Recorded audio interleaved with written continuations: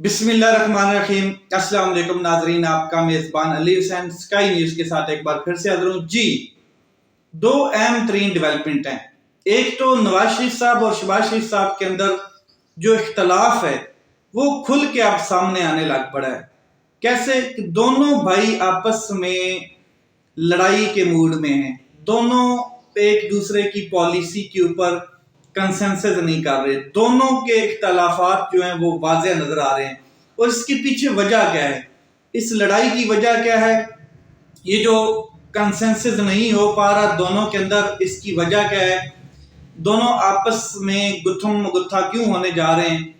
और नवाज शरीफ साहब इसी नाराजगी के बहस पाकिस्तान से वापस जा रहे हैं, भले ही बहाना जो भी हो कि मैंने दवाई लेने जाना है या फिर उम्रा करना है और उधर से ही लंदन रवाना हो जाना है, लेकिन जिस तरीके से उनके साथ हाथ किया गया है उनका जाना ही बनता है। इसके ऊपर बात करूंगा। दूसरा, अदलिया के हवाले से अगर बात की जाए तो अदालतें कहीं ना कहीं ये बात समझ रही हैं कि जो कुछ पिछले 2 सालों में हुआ है या जो कुछ किया गया है उससे पाकिस्तान में अदलिया के निज़ाम को बहुत सफ़र करना पड़ा है। यानी कि अदलिया के निज़ाम को जो घाटा हुआ है, अदलिया की जो साख्त कमज़ोर हुई है, वो कहीं ना कहीं अब हमें वापस उसका खोया हुआ मकाम हासिल करना चाहिए।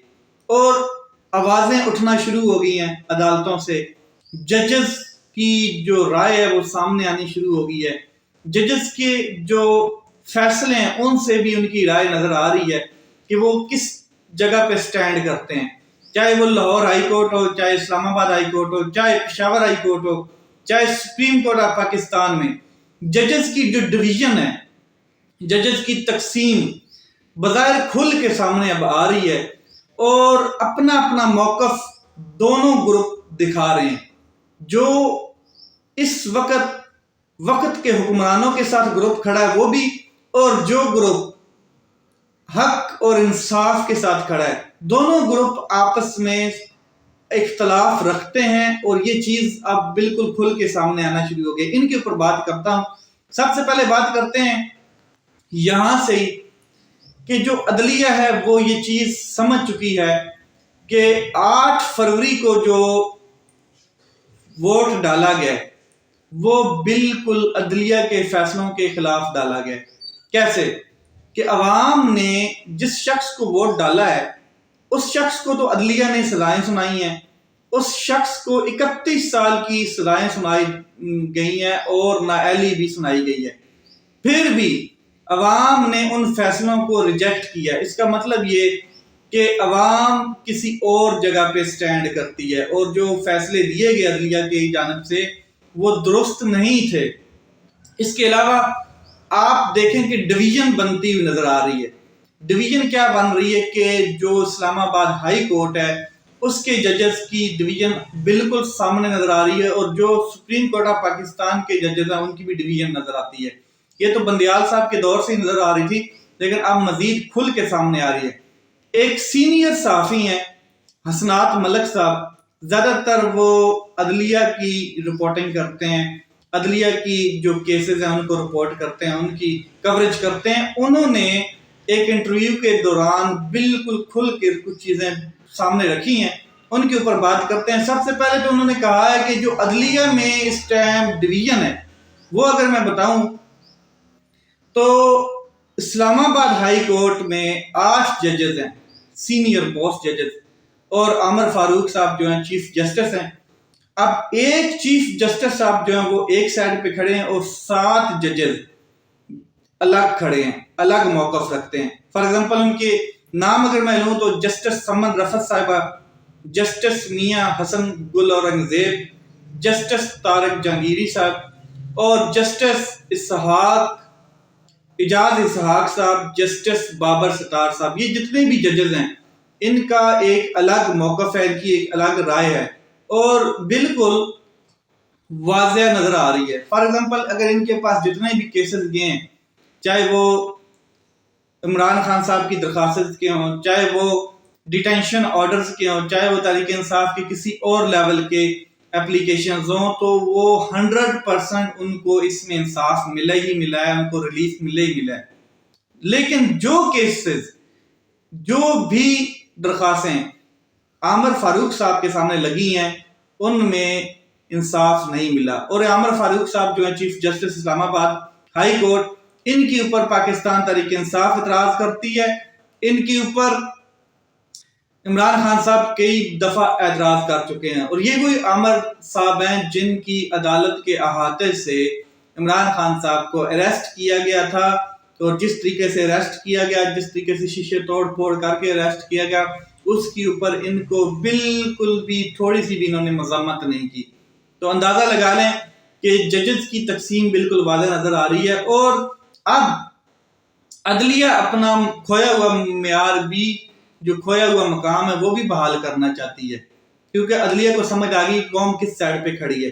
پھر لاہور ہائی کورٹ کے حوالے سے حسنات ملک صاحب بات کرتے ہیں کہ Lahore high court full court meeting میں ایک جج نے سوال اٹھایا کہ پی ٹی آئی کی خواتین قیدیوں کو ضمانتیں کیوں نہیں دی جا رہی۔ کچھ ججز نے ان کے اس موقف کی سپورٹ کی اور کچھ نے مخالفت کی۔ عدلیہ کے اندر ایک بحث شروع ہو چکی ہے، اور وہ بحث یہ ہے کہ بس بہت ہو چکا، اپنی کھوئی ہوئی جو سپیس ہے وہ واپس لینی پڑے گی ہمیں۔ اس کے علاوہ انہوں نے کہا کہ جسٹس قاضی فائز عیسیٰ صاحب کے حوالے سے اگر انہوں نے بات کی ہے تو وہ یہ ہے کہ جسٹس قاضی فائز عیسیٰ اور سردار مسعود نے ملٹری کورٹس والے بینچ میں جسٹس جمال خان مندوخیل اور جسٹس اطہر من اللہ صاحب کو شامل نہیں کیا۔ وجہ کیا تھی؟ وجہ یہ تھی کہ جسٹس طارق مسعود کی سربراہی میں یہ بینچ بنا کر سویلینز کے ٹرائل کی اجازت دے دی گئی۔ جسٹس مندوخیل اور جسٹس اطہر من اللہ صاحب جو ہیں ان کو بینچ میں اس لیے نہیں شامل کیا گیا کہ ان کا جو بنیادی انسانی حقوق کے حوالے سے موقف ہے وہ بڑا کلیئر ہے، وہ بڑا واضح ہے۔ جسٹس قاضی فائز عیسیٰ صاحب کے حوالے سے انہوں نے کہا کہ جسٹس قاضی فائز عیسیٰ صاحب کا جو اس ٹائم فوکس ہے وہ بالکل ماضی کی اسٹیبلشمنٹ پر ہے، موجودہ اسٹیبلشمنٹ کے حوالے سے وہ بہت محتاط ہیں، بڑا احتیاط برت رہے ہیں۔ جو ماضی کی اسٹیبلشمنٹ تھی اس کے اوپر ان کا موقف، ان کا فوکس بالکل کلیئر ہے۔ باجوہ صاحب کے اسٹیبلش کی بات کر رہے ہیں، اور جو اس ٹائم ہے وہ حافظ صاحب کی اسٹیبلشمنٹ ہے، اس کے حوالے سے وہ بڑا محتاط ہیں، اور ہو سکتا ہے کہ قاضی فائز عیسیٰ صاحب اسٹیبلشمنٹ یا حکومت کی بجائے پی ٹی آئی کو سب سے بڑا مسئلہ سمجھتے ہوں۔ یہ انہوں نے باتیں کی ہیں، چند باتیں اور بھی کی ہیں، لیکن ایک بات انہوں نے بالکل واضح کی ہے کہ اس ٹائم جو پاکستان تحریک انصاف ہے ان کو ریلیف بھی مل سکتا ہے، اور آگے جو آنے والا ٹائم ہے اس میں دیکھنا یہ ہے کہ عدلیہ واقعی اپنا کھویا ہوا مقام حاصل کرنا چاہتی ہے، وہ ان کے فیصلوں سے پتہ چل جائے گا۔ اسلام آباد ہائی کورٹ کے حوالے سے انہوں نے بالکل واضح بتایا۔ پھر انہوں نے کہا کہ جو کیسز اس time supreme court of Pakistan میں لگ چکے ہیں وہ بڑے اہم کیسز ہیں۔ ایک تو فارم 45 فارم 47 کے حساب سے جو دھاندلی ہوئی ہے وہ والا کیس لگ چکا ہے، پی ٹی آئی چلی جا چکی ہے سپریم کورٹ آف پاکستان میں۔ پھر ملٹری کورٹس کے حوالے سے کیس لگا پڑا ہے، اور اس کے علاوہ مخصوص نشستوں کے حوالے سے case supreme court of Pakistan میں جانے والا ہے۔ تو یہ سارے cases supreme court of Pakistan میں جائیں گے تو اس سے بالکل واضح نظر آئے گا کہ آگے کی حکمت عملی کیا ہے۔ اگر تو کس طرف معاملات جاتے ہیں، اگر تو معاملات درست سمت میں جاتے ہیں تو نظر آ جائے گا کہ عدلیہ اس ٹائم کس سائڈ پہ ٹلٹ کر رہی ہے، کس سائڈ پہ وہ کیا آگے فیوچر دیکھ رہی ہے۔ اس کے علاوہ میں آپ کو بتا دوں کہ جو بینچ بنتے ہیں، اور خاص کر کے قاضی فائز عیسیٰ صاحب کی جو یہ سپریم کورٹ آج کل بینچ بنا رہی ہے، اس میں جونیئر ججز کے بینچ بنائے جا رہے ہیں جو ان کے ہم خیال ججز ہیں۔ فار ایگزامپل آپ نے کسی بینچ میں فل کورٹ کے علاوہ ایک بینچ جو فل کورٹ بنا تھا پریکٹس اینڈ پروسیجر بل کے اوپر، اس کے علاوہ جتنے بینچ بنے ہیں اس میں آپ نے منیب اختر صاحب کو نہیں دیکھا۔ جسٹس منیب اختر صاحب بڑے بہترین جج ہیں اور سینئر موسٹ ترین سینئر جج، ان کو نہیں دیکھا۔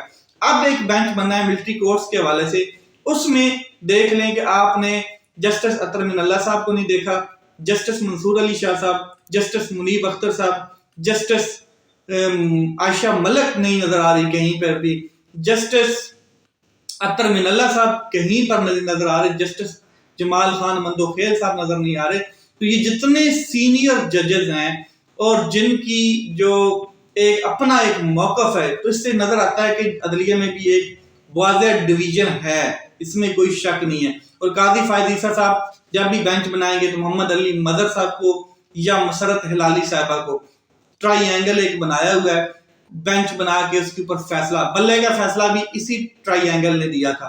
तो ये सारी चीजें पाकिस्तान को, दुनिया को और इस टाइम अदलिया के अंदर जो जजेस हैं उनको भी नजर आ रही हैं कि ये हो क्या रहा है। आप रिमार्क्स देख लें, कल की डेट में जस्टिस इजाज इसहाक ने जो इस्लामाबाद हाई कोर्ट के जो रिमार्क्स दिए, अनबिलीवेबल, मतलब कि इस किस्म के रिमार्क्स के हिला के रख दिया पूरे निजाम को कि कहां से ऑर्डर आ रहे हैं, कौन ऑर्डर दे रहा है, हमारे ऑर्डर्स को जूते की नोक पे रखा जा रहा है और ये कौन कर रहा है, और उनको पता भी है।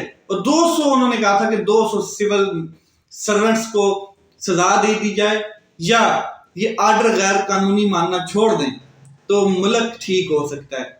फिर इसी तरह आप बाबर सत्तार साहब को देख लें, बाबर सत्तार साहब ने एक डिप्टी कमिश्नर, एक एसएसपी ऑपरेशन और एक एसएचओ को तौहीने अदालत में शेरशियार अफरीदी और शंदाना गुलजार साहिबा उनका एक केस था, और तौहीने अदालत में डिटेंशन ऑर्डर बार बार जारी करने के ऊपर एक को सजा सुनाई, फिर दूसरे को सजा सुनाई, फिर तीसरे को, तीनों को सजा सुना दी जस्टिस बाबर सदार साहब।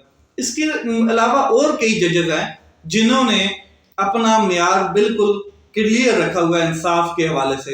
तो चीजें आहिस्ता आहिस्ता बिल्कुल खुल के सामने आ रही हैं, और अभी देखा ये जाए तो जो टिल्ट है वो नजर आ रहा है कि अदलिया को ये बात समझ आ चुकी है कि जो भी पिछले 2 सालों में हुआ है वो बिल्कुल ठीक नहीं हुआ है और अदलिया की साख्त के ऊपर बड़ा धचका लगा है। अब इसको बहाल किया जाना चाहिए। और इसके अलावा मैं अगर आपको बताऊं तो क्या काजी फायद ईसा साहब ये सोच रहे हैं कि उनको एक्सटेंशन मिल जाए, या वो किसी एक्सटेंशन के बारे में सोच रहे हैं? तो ये अगर एक्सटेंशन होगी तो कितनी होगी, कौन देगा, इसका प्रोसीजर क्या होगा, इसके ऊपर कोई कानून साजी भी नहीं है। और कानून साजी कौन करेगा? क्या नवाज हुकूमत कानून साजी करेगी? और क्या भरोसा है कि एस्टेब्लिशमेंट और जो काजी फायद ईसा के अंदर इख्तलाफ हैं कई चीजों के ऊपर, क्या वो एस्टेब्लिशमेंट काजी फायद ईसा साहब को मजीद आगे एक्सटेंशन देना चाहेगी? ये एक्सटेंशन, और एक्सटेंशन सिर्फ काजी फायद ईसा साहब को मिलनी है या हाफिज साहब भी सोच रहे हैं कि हमें भी एक्सटेंशन मिल जाए, क्योंकि उनके ऊपर तो क्या कहते हैं बिल्कुल रास्ते क्लियर है उनके लिए। क्यों कि इमरान खान साहब के दौर में कानून साजी कर दी गई थी एक्सटेंशन के हवाले से। अब देखना ये है कि ये मामला किस तरफ जाते हैं। अब बात करते हैं नवाज शरीफ साहब के हवाले से। तो नवाज शरीफ साहब बड़े नाराज हैं, बड़े परेशान हैं। एक तो इस वक्त वो बहुत ज्यादा गुस्से में है। उसकी वजह यह है कि जिस तरीके से काबीना बनाई गई, जिस तरीके से काबीना के अंदर मामला चल रहे हैं, जिस तरीके से काबीना के अरकान लोग इकट्ठे होते हैं और जो वजारतें तकसीम की गई उनके ऊपर उनको बड़े खदशात हैं, बड़े उनको एतराज़ात हैं, बड़ा गुस्सा है, और वो ये समझते हैं कि ये ठीक नहीं हो रहा। क्योंकि मैं आपको बता देना चाहता हूं कि काबीना की 2 अहम वजारतें, अहम 3 वजारतें, एक वजारत दाखिला और एक वजारत खजाना पाकिस्तान मुस्लिम लीग नून के हाथ से चली गई है, और ये बड़ी अहम तरीन वजारतें होती हैं। अब आप अंदाजा लगा लें कि ये दोनों वजारतें आउट ऑफ रेंज हो चुकी हैं, यानी कि दोनों वजारतें बाहर चली गई। एक को मोहसिन नकवी को दे दिया गया और दूसरा एक औरंगजेब साहब हैं जिनको बाहर से लाया गया, इंपोर्ट किया गया। तो ये चीजें नवाज शरीफ साहब को पसंद नहीं आ रही। दूसरा, नवाज शरीफ साहब को ये भी गुस्सा है कि मुझे लाया किस लिए गया।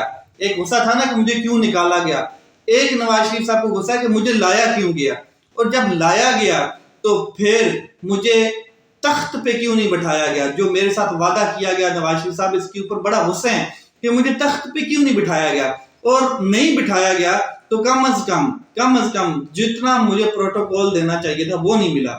तो नवाज शरीफ साहब जब ये गिल्ला शिकवा करने की कोशिश करते हैं तो आगे से जवाब आता है ताकतवर लोगों की जानिब से कि वो जो NA 130 है यास्मीन राशिद वाला, उसको जरा रिकाउंटिंग में भेजें اس کو ذرا الیکشن کمیشن کو ذرا کال کرے کہ نواز شریف صاحب جو ہیں وہ ابھی تھوڑے سے ضد پکڑے ہوئے ہیں.